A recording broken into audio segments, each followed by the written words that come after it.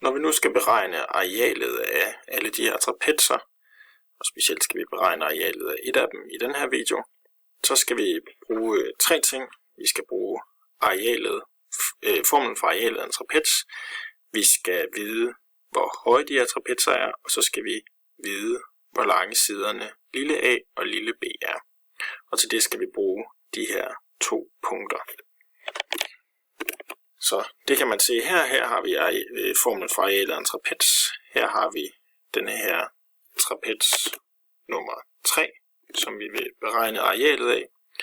Her har jeg fundet koordinatsættene til de her to punkter, som man kan aflæse herovre i punktlisten. Her er C og her er D, så dem har jeg sat ind her. Og nu skal vi så have beregnet arealet af lige præcis den her trapez ved hjælp af formlen. Så for at gøre det, så skal man simpelthen først gøre sig klart, hvad er højden, hvad er lille a og hvad er lille b. Så nu skriver jeg bare, som der står i formlen, a er lige med en halv ganget med h.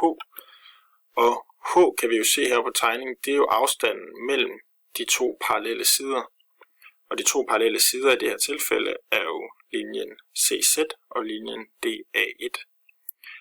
Og afstanden mellem den er jo fra 20 til 30, altså 10. Og så skal vi have længden af siden lille a.